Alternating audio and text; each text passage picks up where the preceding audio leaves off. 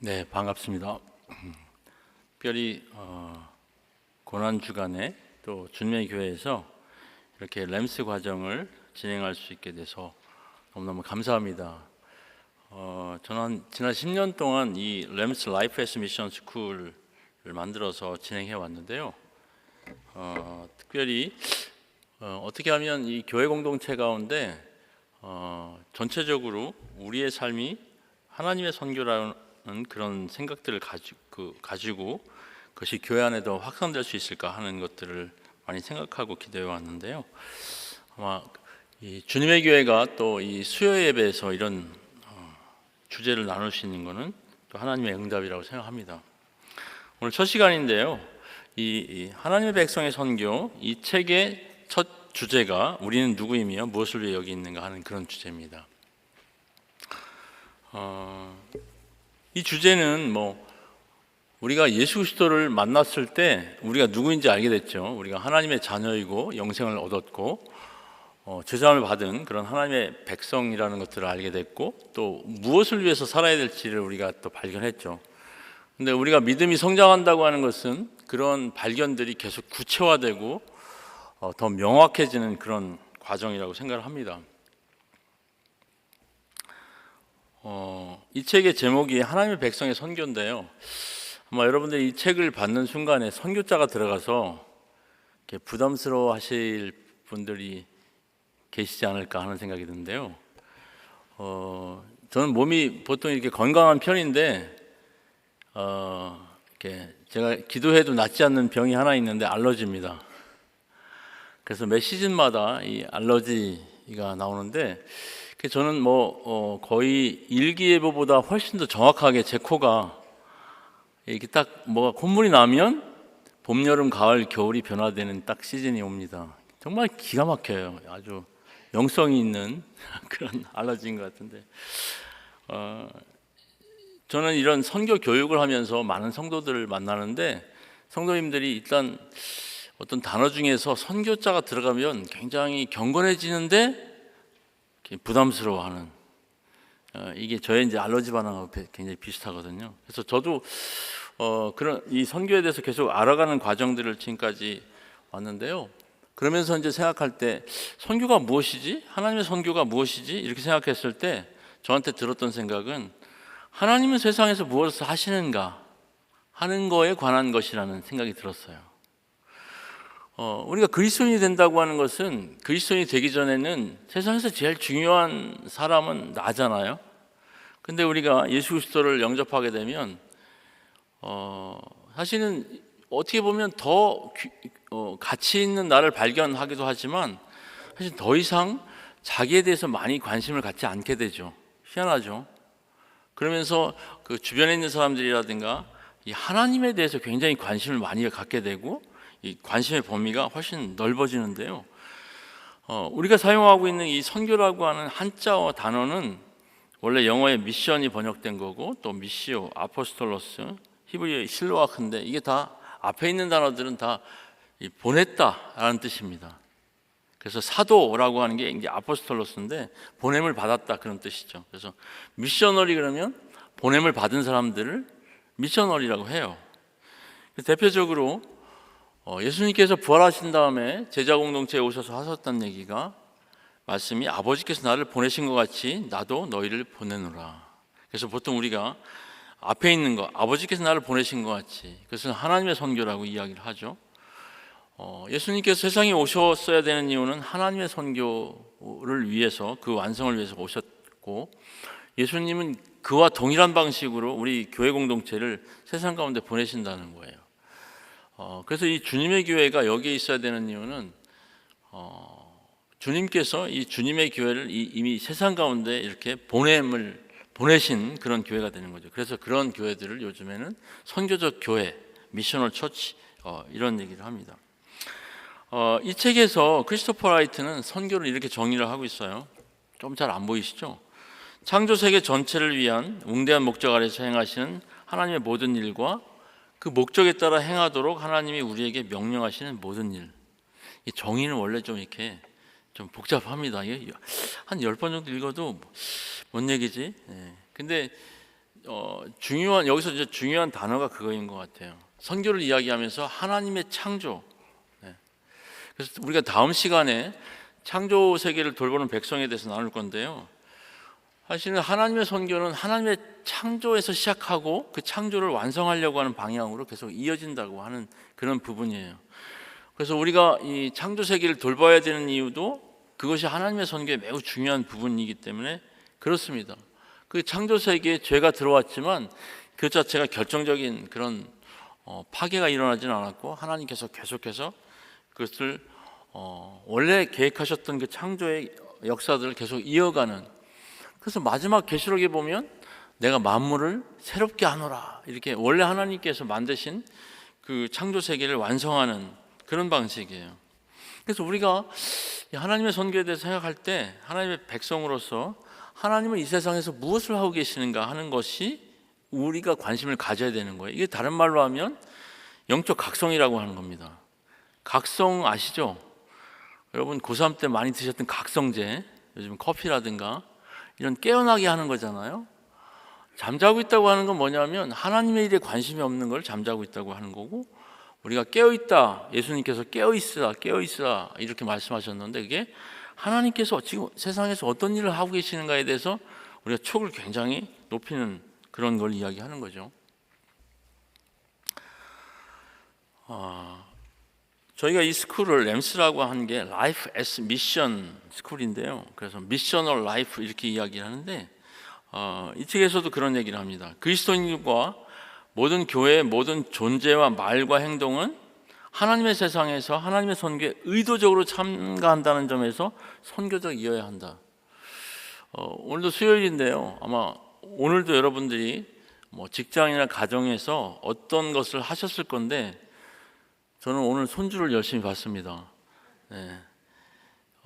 근데 그것도 사실 하나님의 선교에 참여하는 어떤 것이라는 것이에요. 우리가 꼭 이제 오늘도 공원에 가 보니까 어떤 사람이 전도를 하는 것 같던데 그 사람이 이단이 아니기를 제가 간절히 바랬는데요. 우리가 소위 전도라는 말을 하지 않아도 우리가 하나님의 일에 참여한다고 하는 것은 선교적 일하는 것이에요. 그래서 우리가 우리 삶과 선교를 생각해 봤을 때 이제 라이프 포 미션 가운데 여러분들 보시기에 이제 가운데 있는 것처럼 우리의 삶 중에서 어떤 것은 선교다 이렇게 생각하는 부분이 있죠. 예를 들어서 여러분들이 선교사님들을 후원한다든가 아니면 내가 선교지를 위해서 중보기도 한다든가 특별히 하이라이트는 단기 선교를 간다든가 이런 건 선교라고 생각하는 거예요. 그렇지만 그 외에 우리의 삶, 직업적인 거라든가 가정생활이라든가 아이들의 학교 생활이라든가 이런 것은 하나님의 선교와 관련이 없는가?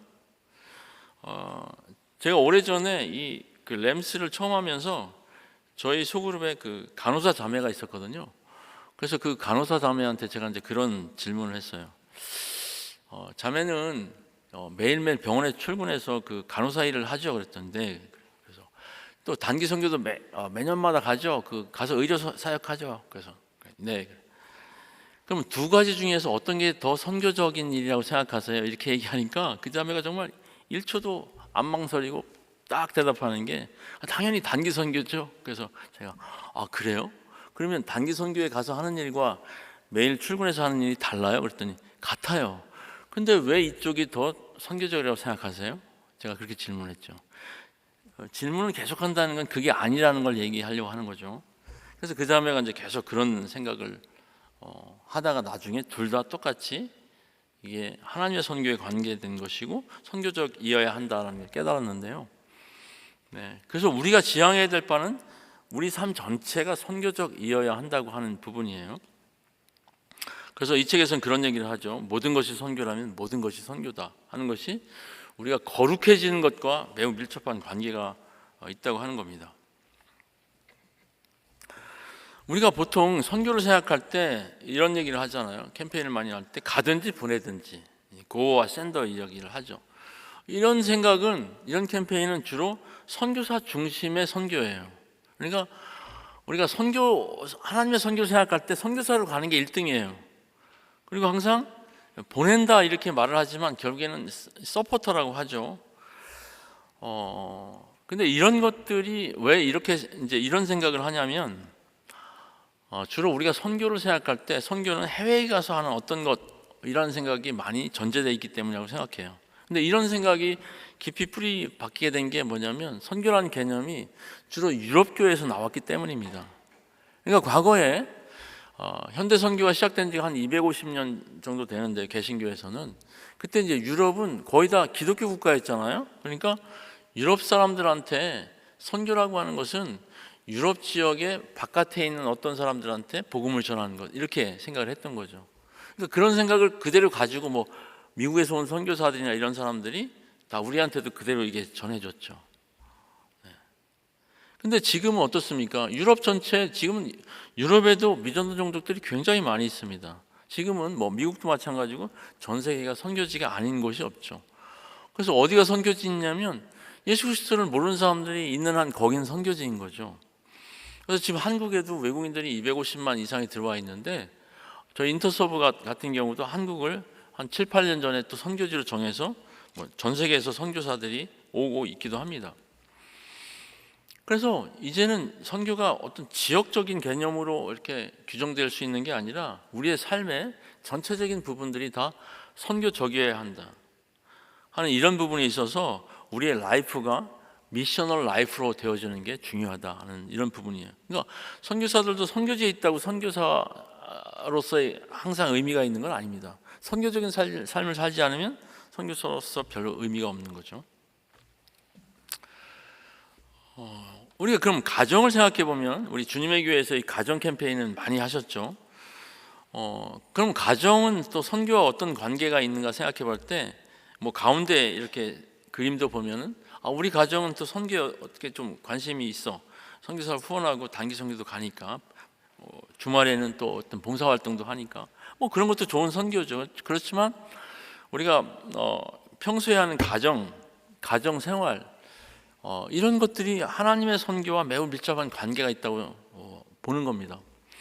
이제 구속사가 시작되는 아브라함의 가정들 보면 아브라함 가정이 왜 형성되어 있어야 하고 아브라함 가정이 어떤 목적을 가졌어야 되는가 생각해 볼 때는 이미 하나님께서는 아브라함 가정에 복을 주셨잖아요. 그러면 아브라함 가정이 앞으로 해야 되는 일은 이 아브라함 가정을 통해서 복이 열방 가운데 흘러넘치게 하는 거잖아요. 그래서 우리의 가정들도 보면 우리가 이미 예수 그리스도를 영접했다고 하면 사실은 복을 받은 가정입니다. 우리가 이렇게 자녀들을 열심히 이렇게 공부를 시킬 필요가 있을까요? 꼭 뭐 인류대학을 가고 정말 좋은 직장을 만들어야 되고 그래야 될까요? 제가 미국에 살 때 한 교회 여자 집사님이 자기 청소년 된 아들이 있는데 얘가 초등학교 때는 굉장히 모범생이었는데 중학교 가더니 많이 헤맨다고 저한테 좀 애를 상담도 해주고 성경도 가르쳐 주라고 좀 좋겠다고 그래서 제가 걔를 이렇게 인터뷰를 한 적이 있어요. 그래서 이제 제가 이런 질문을 했죠. 너는 왜 열심히 공부하니? 그랬더니 좋은 대학 가려고요. 그래서 그래? 좋은 대학 가면 어떤 일이 생기는데? 그럼 좋은 직장을 얻게 돼요. 그러면 좋은 직장을 얻게 되면 어떻게 되는데? 장가를 잘 가게 돼요. 그래서 그런 거 누가 가르쳐 줬니? 그랬더니 엄마가요. 엄마도 제가 잘 아는 분인데 참 신실하신 분이세요. 근데 과연 우리가 예수 그리스도 안에서 영생을 얻고 하나님의 자녀가 됐다는 것과 물론 우리가 열심히 공부하고 좋은 직장에 들어가는 중요해요. 근데 그런 것들이 우리의 인생의 목표가 될 수는 없습니다. 왜냐하면 우리는 이미 영생을 얻었기 때문에 이 세상에서 우리가 아무리 좋은 걸 얻어도 영생에 비하면 사실 굉장히 작은 것들이에요. 저는 그게 의미가 없다는 얘기를 하는 게 아닙니다. 우리의 목표는 훨씬 영생에 관한 것이에요. 그리고 이미 그런 것들을 복을 받은 가정들이 해야 되는 핵심적인 일은 뭐냐면 다른 가정들에게 복을 흘러 보내는 게 우리 믿는 가정들의 역할이죠. 하나님께서 아브라함 가정, 이삭 가정, 또 야곱의 가정, 또 요셉의 가정을 통해서 했던 일이 또 이스라엘을 통해서 했던 일이 그거고, 그래서 이것은 오늘날 우리가 가정이 무엇을 위해 존재하는가 하는 것과 매우 밀접한 관계가 있어요. 그래서 우리가 지향해야 될 것은 뭐냐면 패밀리 에스 미션, 우리 가족이 하나님의 선교를 위해서 존재한다고 하는 부분들을 생각해 볼 필요가 있습니다. 직장도 마찬가지죠. 이 가정과 직장은 매우 밀접한 관계가 있습니다. 보통 사람들이 직업을 이야기할 때 처자식을 먹여 살리기 위해서, 그렇죠, 그것도 중요한 책임이죠. 그렇지만 그것이 우리의 목표는 아닙니다. 예수님께서 무엇을 그 먹든지 마시든지 다 주님의 영광을 위해서 하라고 했고, 예수님께서 마태복음 6장에 보면 너희는 먼저 그의 나라와 그의 의를 구하라. 그리하면 이 모든 것을 더하시리라. 그러니까 우리가 직업의 현장에서 직업을 통해서 하나님 나라와 의를 구하기 위해서 우리가 직업의 일을 한다는 거예요. 그것은 매우 중요합니다. 저는 그 사실을 직장 생활하면서 깨달았는데, 저는 직장 생활의 목표가 제자 삼는 사역이었어요. 캠퍼스 사역처럼 예수 안 믿는 사람들 전도해서 주님의 제자로 세우고 하는 그런 일이었는데, 상대적으로 제가 맡고 있는 그 마케팅 일이었는데 그 일에 대해서는 그렇게 열심히 하지 않았던 것 같아요. 그래서 하나님의 일이라고 생각을 안 했기 때문에 그렇습니다. 근데 제가 하나님 나라를 공부하면서 그것이 이원론적인 생각을 제가 하고 있었고, 이 회사에서 하는 일 자체가 하나님께서 맡겨주신 일이고, 그것을 통해서 하나님께서 사람들을 먹이시고 입히시는 일 가운데 우리 회사가 사용된다는 걸 생각을 했어요. 그래서 그 다음부터 회사 일을 즐겁게 열심히 했는데, 그걸 통해서 훨씬 더 복음을 증거할 수 있게 된 거죠. 사실은 우리 그리스도인들의 가장 큰 그 정체성 중에 하나는 왜 일하는가, 일하는 목적 자체가 일반 사람들하고 다르고 어떻게 일하는가 하는 부분들이 매우 다릅니다. 사도 바울이 그 에베소서나 골로새서에 보면 이 그리스도인들 종들이나 상전에 대해서 어떻게 일하는지, 그 일의 의미에 대해서도 굉장히 중요하게 이야기를 하죠. 저는 베데스다 연못에서 예수님께서 그 38년 된 병자를 고치시고 유대인들이 그걸 클레임했잖아요.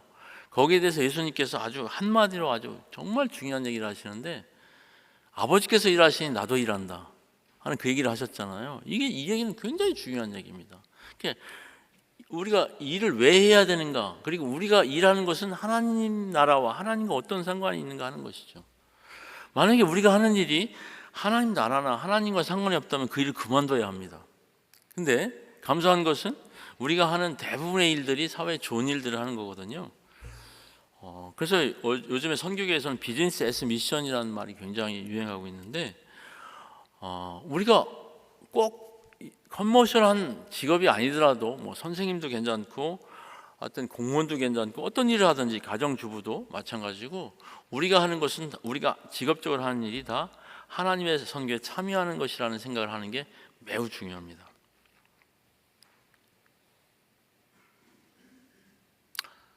그런 생각을 할 때 이제 교회가 왜 존재하는가, 선교적 교회에 대해서 우리가 생각할 수 있는데, 사실 교회 공동체는 이 가정과 직장을 포함하고 있는 교회 공동체거든요. 그게 우리가 교회론에 대해서 아주 전형이라고 이야기하는 에베소서에도 보면, 에베소서의 그 순서가 보면 복음에 대해서 이야기를 하고, 교회 공동체의 하나됨에 대해서 이야기를 하고, 그다음에 가정, 우리가 이제 결혼식 때 많이 이야기하는 아내와 남편, 자녀 이런 얘기 나오고, 그다음에 종들과 상전의 관계, 직장에 나오고, 그다음에 영적 전투에 대해서 나옵니다.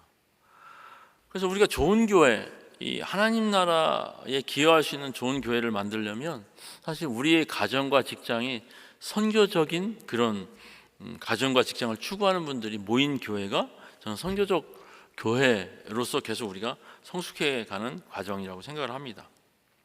이 책에서도 우리가 이제 공부해 나가면서 나중에 이제 점점 갈수록 이런 공부들을 같이 해 나가게 됩니다.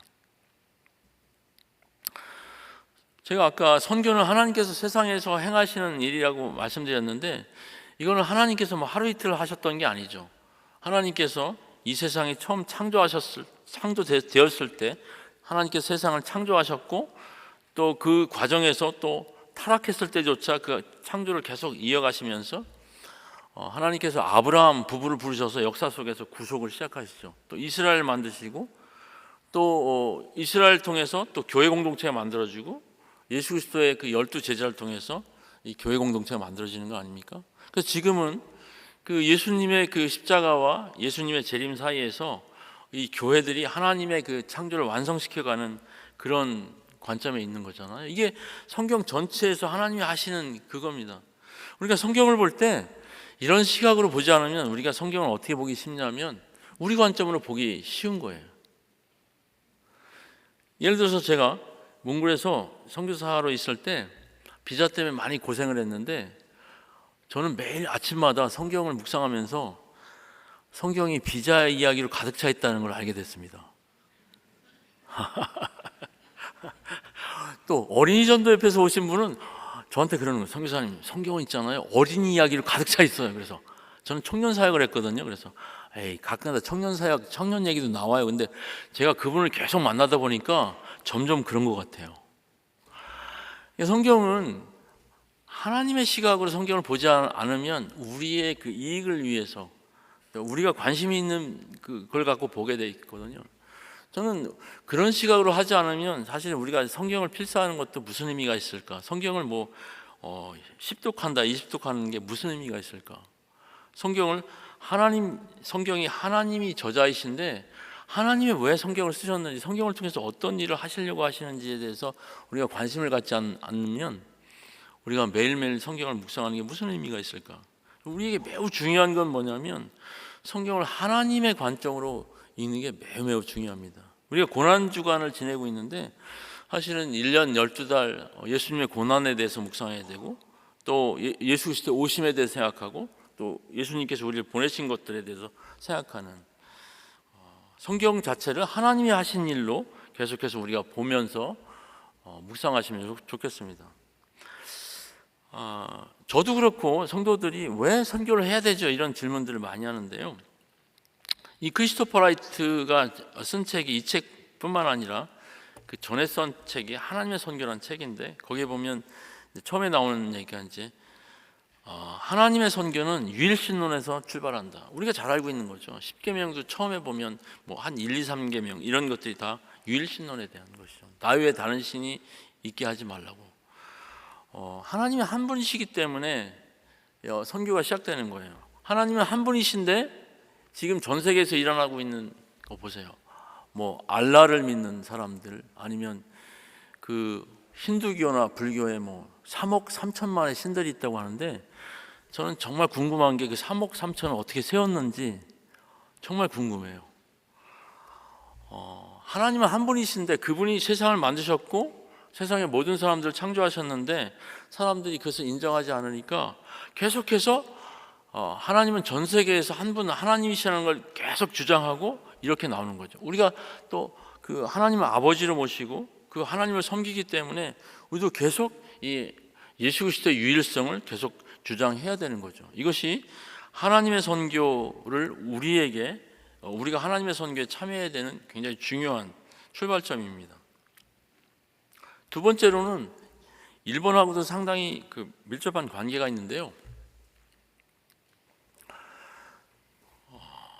하나님께서는 그 유일신론, 나만이 그 만군의 신이고 나만이 하나님이라고 하는 것을 계속해서 성경에서 창세기부터 계시록까지 주장하고 계시기 때문에 그렇습니다. 성경의 창세기 1장은 이렇게 시작하죠. 태초에 하나님이 천지를 창조하시니라. 하나님이 성경은 계속 주어가 하나님으로 나와서 계속 그게 되죠. 대표적으로 우리가 출애굽을 생각할 때, 이스라엘의 출애굽을 생각할 때 왜 하나님께서는 10가지의 재앙을 내리셨을까 생각해 보면, 그 10가지의 재앙이 내릴 때마다 하나님이 하셨던 얘기가 이렇게 해야 바로와 이집트 백성 그리고 열방이 내가 여호와인 것을 알 것이다. 그런 얘기를 계속 반복해서 하십니다. 그리고 에스겔서에 보면 저는 에스겔서를 읽을 때마다 저는 계속 반복되는 얘기를 발견했는데, 그게 뭐냐면 그때야 너희가 내가 여호와인 줄 알리라. 이것이 계속 반복되는데 제가 세어봤는데 한 50번 정도 나옵니다. 그러니까 하나님은 그 이스라엘의 하나님이 뿐더러 온 열방의 하나님이신 것을 전 세계가 알기를 굉장히 원하신다는 거예요. 이사야에서도 마찬가지고 신약에서도 마찬가지죠. 그것을 위해서 예수 그리스도를 보내셨고요. 그리고 구약 성경에서 이사야라든가 하박국서에도 많이 나오는 말씀인데요. 물이 바다를 덮은 같이 여호와의 영광을 인정하는 것이 온 세상에 가득할 것이다. 우리가 결국 예수 그리스도의 주되심이 온 세상에 가득 찰 것을 믿는 이유는 바로 그것입니다. 여러분 지금 생각해 보세요. 지금 바다를 무엇이 다 덮고 있어요? 바다는 물이 덮고 있잖아요. 그것은 세상을 하나님께서 만드셨을 때부터 지금까지 변하지 않는 그 진리죠.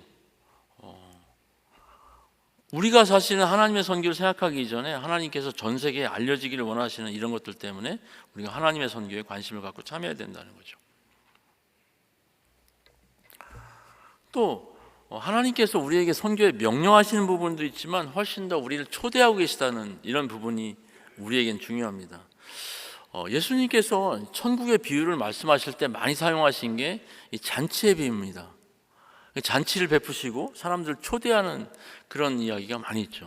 우리가 예배를 생각해 봐도 사실은 누가 여러분들 여기에 가라고 막 강제하지 않았지 않습니까? 이런 이 수요 예배라고 하는 이 천국 잔치를 주님께서 준비해 놓으시고 여러분들 초대해서 여러분들이 자발적으로 오신 거잖아요. 우리가 하나님의 선교를 생각할 때 그 하나님의 위대한 선교에 명령하시는 것도 있지만 우리를 초대하신다고 하는 이런 부분을 생각해 봤을 때는 굉장히 특권인 것 같아요. 우리가 하나님의 선교가 얼마나 그 위대한 것인가를 우리가 생각해 본다면 그 일에 초대받는다고 하는 게 얼마나 위대한 것이에요. 여러분 굉장히 유명한 오페라 가수가 개인적으로 아는데 자기 콘서트가 있는데 초대장 한다 저도 굉장히 친구들한테 자랑하지 않습니까? 그런 것처럼 우리가 하나님의 그 위대하신 선교에 주님께서 계속 우리를 초대하신다고 하는 부분들을 생각해 볼 때 훨씬 더 우리가 그 하나님의 선교에 대해서 자발적으로 또 위대하게 생각할 수 있을 거라고 생각합니다.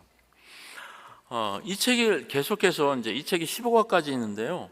이 책이 어떻게 이제 어떤 팀으로 구성되어 있냐면 이 로잔 언약에서 나오는 여러분 혹시 맨 위에 있는 로잔 언약이 보이시죠? 같이 한번 읽어볼까요? 시작.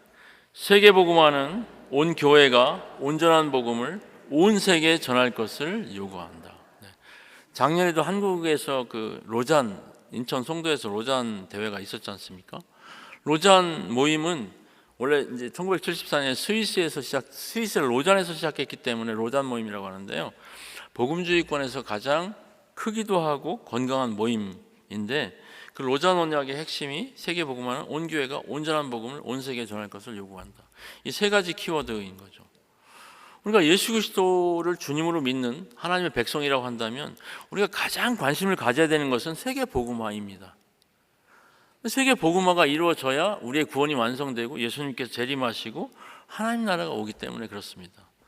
세계 복음화에 대해서 생각 안 하면서 우리가 하나님의 백성이라고 말할 수 있을까? 아니죠. 그래서 이 세계 복음화를 생각할 때 세 가지 키워드, 첫 번째 세상을 생각할 때는 우리한테 가장 큰 도전은 뭐냐면 우리가 세상을 이렇게 이원론적으로 본다는 거예요. 선한 거룩한 것과 거룩하지 못한 것. 물론 세상에는 분명히 악한 것과 의로운 것이 있습니다. 그렇지만 그 안에서 하나님의 세상을 이처럼 사랑하셨을 때 그게 코스모스거든요. 하나님이 우주를 전체를 만드셨잖아요. 그것이 죄로 인해서 타락했기 때문에 그 자체를 전부 다 회복시키시려고 하기 때문에 그래서 우리가 온 세상에 대해서 관심을 가져야 되고 우리가 하나님의 그 창조 세계를 돌보는 것 이것이 굉장히 중요한 선교의 과제죠. 또 복음에 대해서 생각할 때 우리의 문제는 뭐냐면 너무 복음을 개인적인 것으로만 생각한다는 거예요. 너를 위한 복음. 여러분 어떠세요? 예수님께서 자매님을 위해서 십자가에 죽으셨습니다. 이 얘기를 들으면 기분이 어떠세요?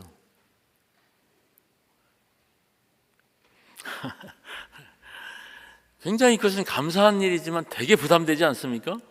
오늘 저녁에 정말 잠이 올 것 같아요. 정말 굉장히 부담스러운 거예요.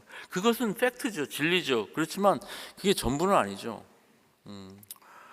예수님께서 십자가에 죽으시고 부활하신 것은 하나님이 그 창조하신 모든 피조물 전체를 다 회복시키기 위해서 한 거죠. 그래서 우리의 복음이 나중심적인 복음에서 훨씬 더 퍼블릭한 쪽으로 그렇게 가야 되는 거죠. 이거는 우리가 이제 코로나 바이러스 그때 이제 잘 경험했죠. 왜 심지어는 교회가 모이지 않아야 하는가 이런 것까지 이웃을 위해서 그렇게 해야 되는 부분이니까. 또 한 가지가 이제 교회인데요. 우리는 이제 교회를 생각할 때 종교적인 소비주의로 생각할 가능성이 높습니다. 이따가도 좀 나오겠지만 우리가 어떤 교회를 선택하는 이유가 뭐예요? 저도 전에 이제 청년 때를 사랑의 교회에서 다녔는데 저도 이제 그 교회를 갈 때 제자 훈련을 배우기 위해서 갔던 것 같아요. 근데 저는 그것이 굉장히 좋은 동기라고 생각했는데 청년부에 있으면서 이렇게 생각해 보면 좋은 동기임에도 불구하고 그러면 내가 그 교회에 기여하기 위해서 갔는가? 아니면 무엇을 받기 위해서 갔는가? 제가 인터서브에 있으면서 신입 선교사들을 계속 허입할 때 인터뷰하는데 굉장히 마지막에 이 질문하는 것 중에 하나가 뭐냐면 왜 인터서브에 들어오려고 하세요? 이 질문을 하는 거예요. 그러면 많은 선교사들, 후보생들이 인터서브에 들어오면 이런 것들이 유익하기 때문입니다. 이렇게 대답을 할 때 제가 다시 그러면 인터서브에 어떤 기여를 하려고 하세요? 그러면 굉장히 당황하시는 분들이 있거든요. 우리에게 있어서 이 교회 공동체가 중요한 건 뭐냐면 주님께서 우리를 여기에 부르셨고 보내셨으면 우리가 이 교회에 어떤 기여를 할 수 있을까 하는 것들을 생각하는 게 매우 중요합니다. 그런 것들이 그렇게 생각해야 건강한 교회가 되는 거잖아요. 그렇게 할 때 주님의 교회가 이 지역사회와 또 더 나아가서는 글로컬하게 세계적으로 우리가 이 사회에 어떤 기여를 할 수 있을까. 이미 뭐 주님의 교회가 저는 이 사회에 많은 기여를 하고 있다고 생각하는데요. 계속해서 우리가 그런 쪽에 세상과 복음과 교회 이 세 가지 생각을 하면 좋겠습니다. 온 세상, 하나님이 사랑하는 세상은 어디인가? 아까도 제가 나눈 것처럼 선교는 이렇게 지역적인 개념으로만 나눠지지 않습니다.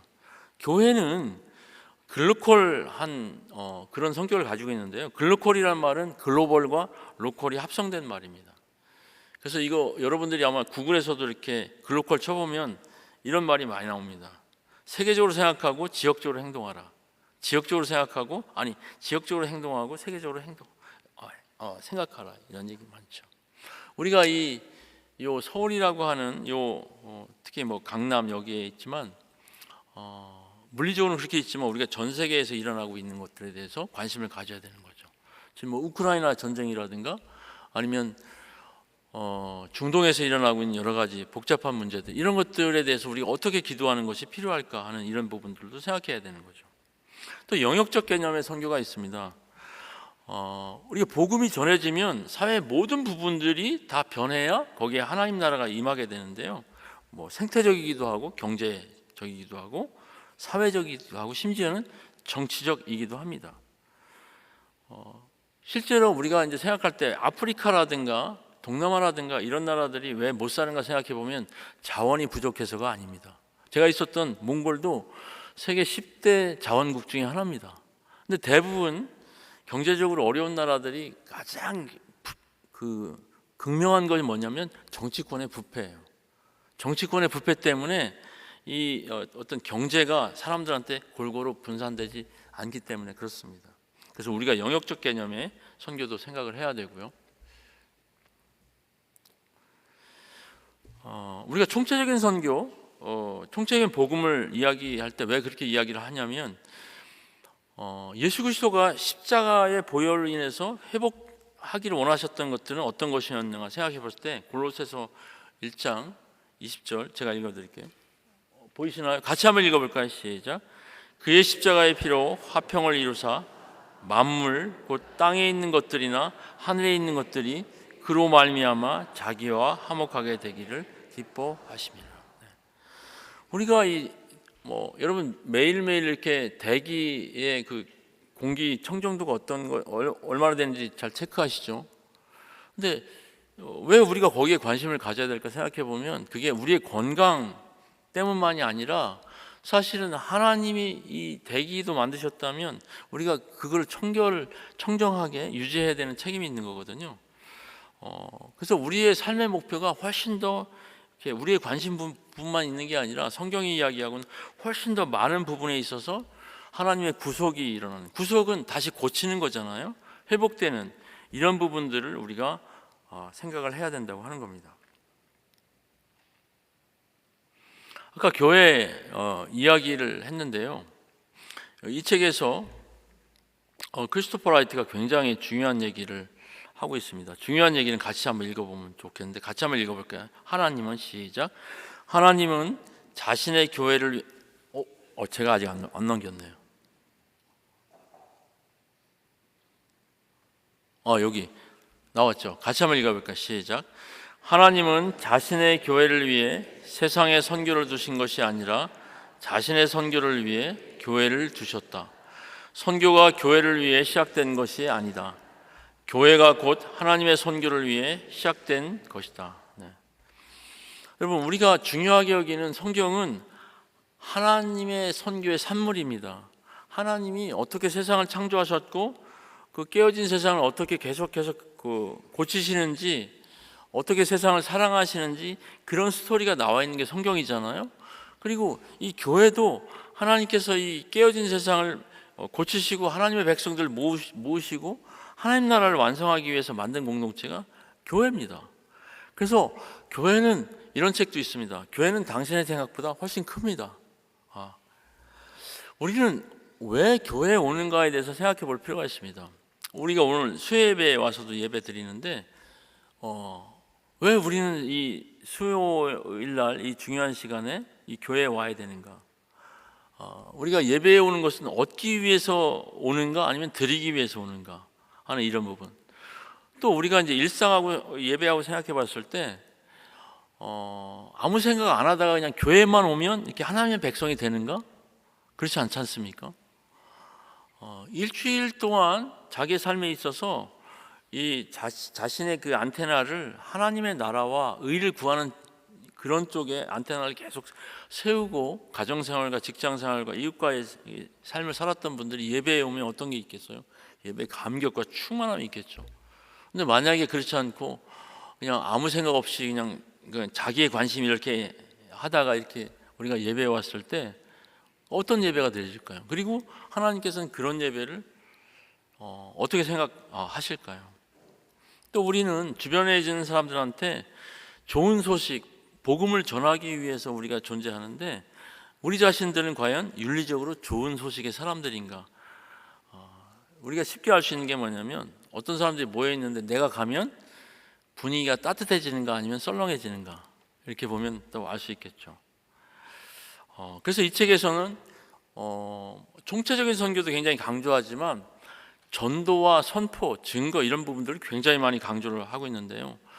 우리가 이웃들에게 증거하고 예수 그리스도를 증거하기도 하고 선포하기 위해서는 우리 자신들이 복음의 사람이 되어야 한다.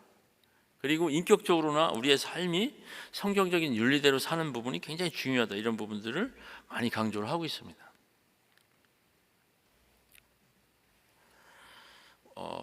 온전한 복음, 이 책에서 이런 도전을 하죠. 당신의 복음은 얼마나 큽니까?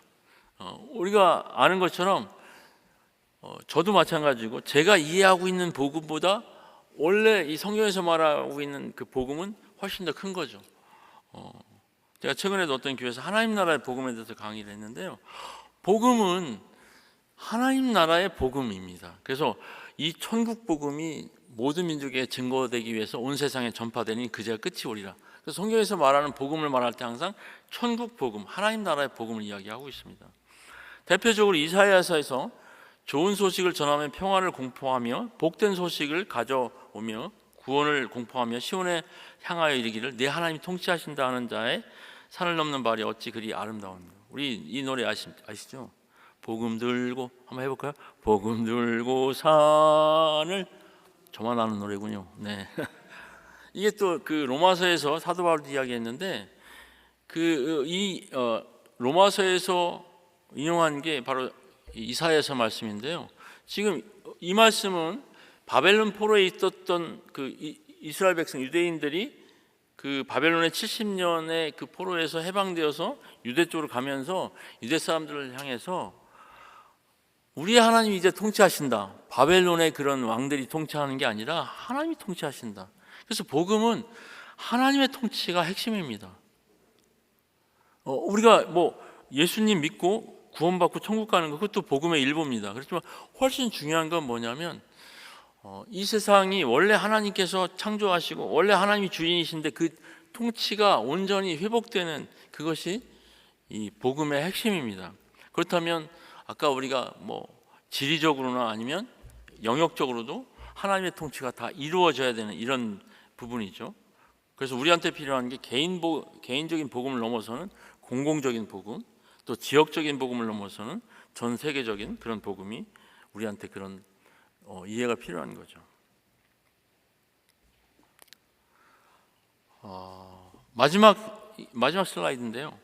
다른 이름은 없다. 선교는 충성의 문제다. 우리가 예수 그리스도를 주님으로 모시고 그렇게 예수 그리스도의 주대심 가운데 산다고 하는 것은 뭐냐면 주, 황제, 왕이신 거죠. 예수 그리스도가. 그러면 우리는 무엇에 충성하고 있는가? 우리가 오늘도 어떤 일인가 했는데 그것이 예수 그리스도에 충성하고 하나님 나라에 의해 충성하는 것인가? 또 우리가 매일 행하고 있는 일이 우리의 충성과 우리가 이제 예수 그리스도를 향해서 하는 충성과 어떤 관계가 있는가? 저는 이 페이지 30에 있는 게 굉장히 중요한 말씀이라고 생각하는데 같이 한번 읽고 마실까요? 시작. 하나님의 백성의 선교는 하나님의 유일성에서 나오며 그것은 그리스도의 유일성 안에서 우리에게 최고로 계시되었다. 이것이 우리의 선교의 근원이며 우리 선교의 내용입니다. 여러분들의 마음 안에도 이 또 고난주의를 맞이해서 이 예수 그리스도의 주대심 또 하나님의 선교, 하나님의 백성이 우리 마음 가운데 가득 새겨지는 그런 주간이 되기를 바랍니다. 감사합니다.